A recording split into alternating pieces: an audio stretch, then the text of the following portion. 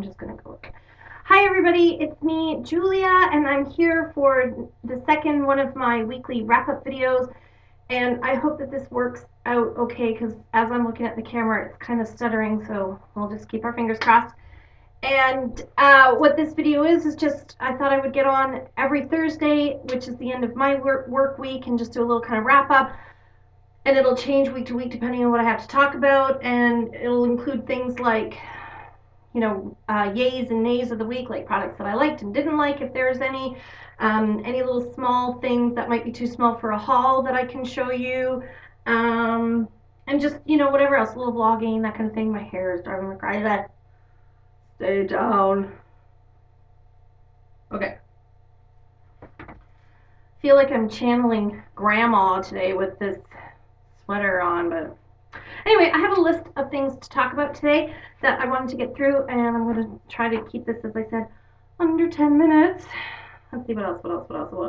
Oh yeah, so the first thing that happened this week is I have been so smug over the last, you know, few months or so, saying, oh, my skin is so not dry anymore because I've just really been taking care of it, and you know, all you boo-hoo to all you suckers that have dry skin, because I don't. And lo and behold, over the last week, it's the return of the Crypt Keeper, and it's, my skin is so like tight and dry, no matter how much moisturizer I put on, or you know what I use to wash it, or anything like that. It's just really tight, really dry, and I know for a while I was kind of, you know, trying out not wearing foundation, and I've really gotten to the point where I can't wear foundation because it's so dry no matter which one I wear.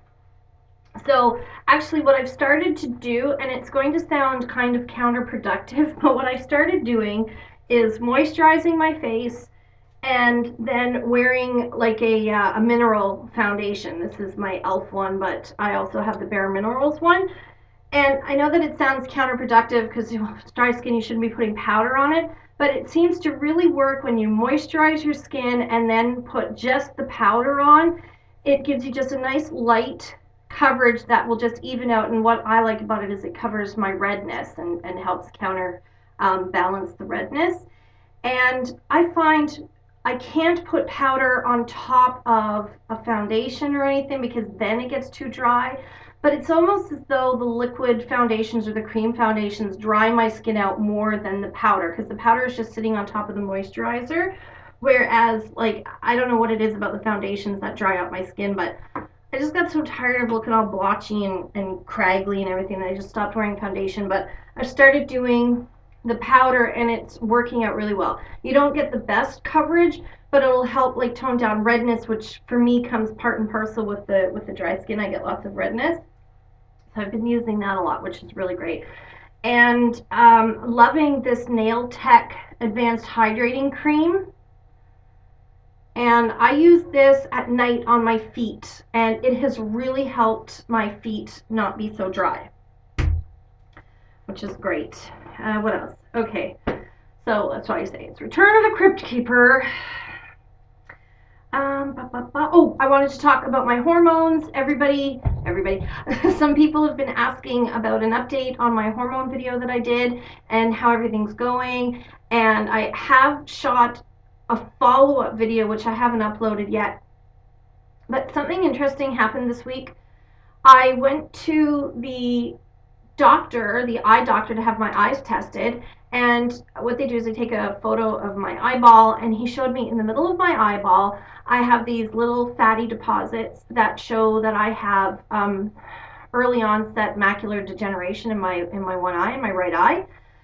And he said not to freak out about it, but it was really, really, really young. Like, I'm not supposed to be getting that till I'm about 60, like late 60s. So I was like, great.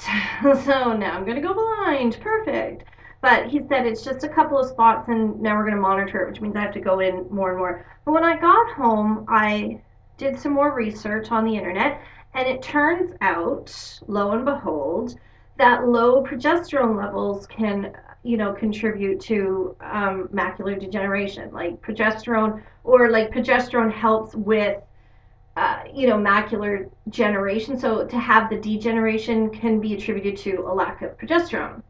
which is just great. So there I go again, diagnosing myself and you know just come up with all these things that have been connected to the low progesterone levels, and it's so frustrating because when you're in there talking to your doctor, the doctor doesn't want to hear what you have to say because they've got a checklist of what they've been taught and what they know and what they're familiar with, and that's what they concentrate on, and they deal with one symptom at a time, and they never think of something like in general terms. And anyway, so I will upload that video, but I just wanted to update the update because I had that thing with my eye, and that's one more thing that proves to me my progesterone levels have been out of whack for 6 years and nobody has cared to. And that's what's frustrating is they say, well, you're too young and it can't be this, and they're not looking for that. And those kind of symptoms they go hand in hand with aging. But I'm thinking if, like maybe these older women that have these symptoms, maybe if we just boost their progesterone a little bit, like why do you have to be this way just because you're older? I guess is what I'm saying. Like if we can fix it, let's fix it. Anyway, so that was that was very interesting. What else? Okay, so I wanted to talk about products that I liked and did not like because there's a couple of things. Last week I showed that I bought the new Maybelline Color Tattoo, the eyeshadow, and I really like it. I've worn it a few times, like since last week, and it's really nice. I've got Bad to the Bronze, just a nice kind of goldy bronze color, and it goes on fairly creamy. It goes on to, in my opinion, it goes on a little bit slicker than a paint pot, so it's a little bit slippery. You have to watch it because you can end up with it all over the place. So just watch it. And the way that I like to wear it is all over my lid, and then I smudge it underneath my eye, and it's good to go. So I'm actually going to get a couple more of those because I liked it so much. What else have I liked this week? I've loved my little Samantha Chapman, Real Techniques by Samantha Chapman contouring brush. I don't like it as a contouring brush, but I love it as like a little blush brush because I showed you last week how I've been applying my blush just on, like where my natural flush is. So this works for that perfectly, and it's nice and soft. And I talked about this a couple of times. I'm still really liking this Mega Lash clinical mascara from Wet n Wild because it's under $6, which I think is great, and it gives me nice soft fluffy lashes. It doesn't come down under here. I loved it, but it made me try the Mega Wink, the new one from Wet n Wild, and I don't like this one. It's smudging underneath my eyes.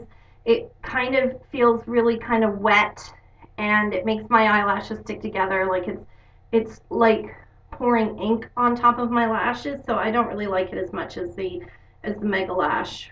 So I'm not going to say that as I said, all Wet n Wild mascaras are good just because I like that one, and that's proof I don't really like this one at all. What else is an A? Oh, this was horrible. This is the Fat Hair 0 Calories Dry Shampoo with Wheat Protein, and I got this at Ulta like a couple of months ago, and you get 230 mils, and I think it was $10 or something. Like, it wasn't cheap, and I used it once and it's empty. It's completely gone, and it gave the worst white cast to my brown hair. It was really, really bad. Like, as a dry shampoo it was okay, but to me, to pay $10 and you only get like one use out of it, it was ridiculous. Like, it's literally, I went to use it today and I was like, empty. My little Batiste dry shampoos last much longer. Did not like that.